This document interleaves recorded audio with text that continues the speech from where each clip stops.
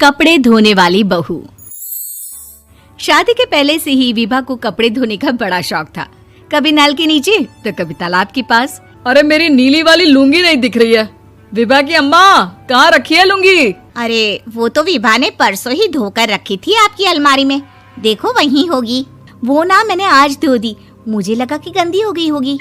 अरे कैसे गंदी हो गई थी? उसे तो मैंने पहना भी नहीं। हे भगवान, इस लड़की के कपड़े धोने की आदत से परेशान हो गया हूँ मैं। जितना तो घर में राशन नहीं आता, उससे कहीं ज्यादा डिटर्जेंट पाउडर का खर्चा है।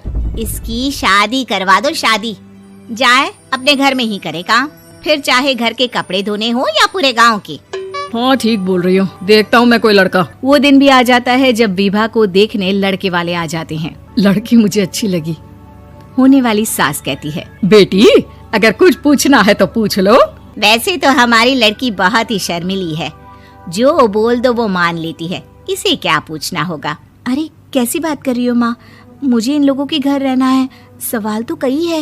हाँ हाँ बेटा, पूछ लो ना, क्या पूछना है। आप लोगों के घर कपड़े कौन धोता है? सास का मुंह बन जाता है। देखो, अगर तुम ये कहना चाहती हो कि तुम्हें कपड़े धोने नहीं आते तो सुन लो, कपड़े मैं ही धोती हूँ, लेकिन तुम्हारे आ जाने के बाद मैं रुमाल तक नहीं धोऊंगी। अरे चुप रहना भाग्यवान, बहू बेचारी घर आई नहीं, उसे डराना शुरू कर दिया। वो क्या है ना बिटिया, अभी तक तो ये कल्लू की माँ ही धोती थी, लेकिन अब तुम्हारे पापा तो दहेज में वॉशिंग मशीन देंगे ही। तभी विभा की माँ बोल पड़ती है, सवाल भी पूछा तो क्या। वैसे भाई साहब, मशीन की तो फिर भी कपड़े धोने की कैपेसिटी होती है, मतलब जो बिटिया दे रहे हैं ना विभा, इसे कपड़े धोने का बहुत शौक है। ये आप लोगों के क्या, आस पड़ोस गांव मोहल्ले सबके कपड़े धो दे और उफ तक ना करे। बाहर देखा नहीं आपने कितने कपड़े सूख रहे हैं, सब हमारी बिटिया ने ही तो धोए हैं। बस भी करो ना माँ, शर्म आ रही इतनी तारीफ सुनकर। और तो और एक दाग निकाल कर दिखाओ तो मान जाऊं। हाँ अच्छा अच्छा, माफ करना बेटा, मैंने गलत समझा। हमें तो रिश्ता बहुत पसंद है। और ऐसे जुड़ जाता है रिश्ता कपड़े धोने का शौक रखने वाली विभा का। उसकी शादी हो जाती है कोयला फैक्ट्री में काम करने वाले कल्लू के साथ। शादी के बाद अचानक विभा चिल्लाती हुई सास के पास आती है। सासू माँ, अरे सासू माँ कहाँ है आप? ये तो धोखा है, धोखा दिया आप लोगों ने मुझे। इसे ससुर के चक्कर के बारे में पता चल गया। अरे तो उसमें तुझे क्यों धोखा मिला है? अरे नल में पानी नहीं आता, कपड़े कैसे कब धुलेंगे? अच्छा अच्छा, तू पानी नहीं आ रहा उसकी बात कर रही है। तो आपने क्या सोचा? कुछ नहीं।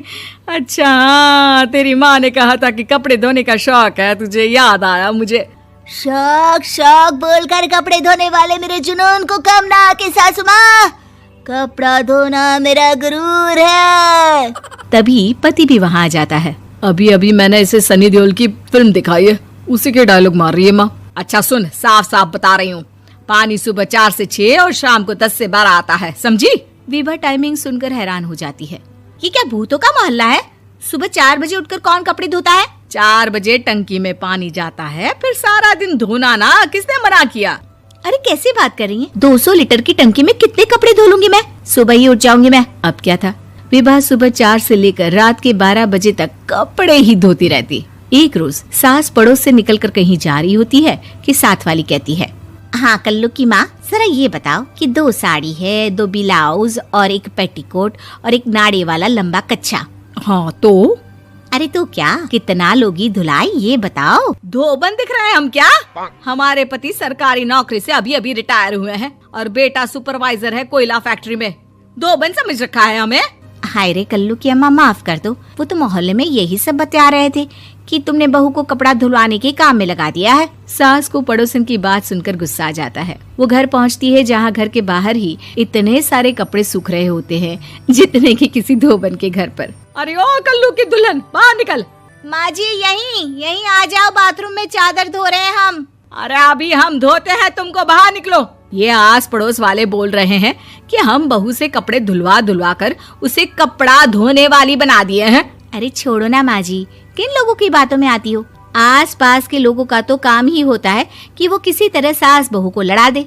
बहू सारे घर के कपड़े धोती है, ये क्या कम है? बोलिए। सास को भी लग जाता है कि वो बहू का ये सनकीपन नहीं छुड़वा सकती, इससे अच्छा है कि खुद ही चुप हो जाए।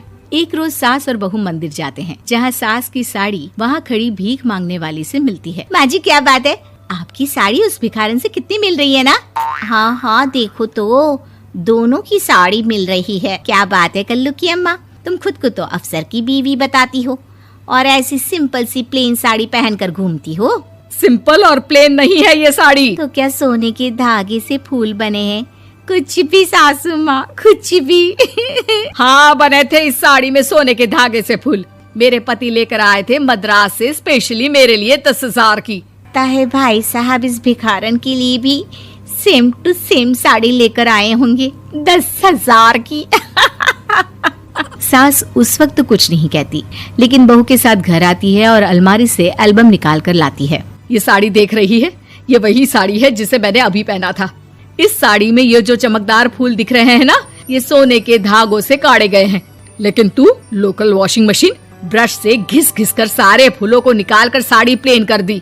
मुझे माफ कर दीजिए सासू माँ। और तो और, जब मैंने तुझे तेरी गलती के लिए कुछ नहीं कहा, लेकिन तूने तो सबके सामने मेरा मजाक ही बना दिया। क्यों? बहू को समझ में आ जाता है कि अब से उसका कपड़े धोना बंद।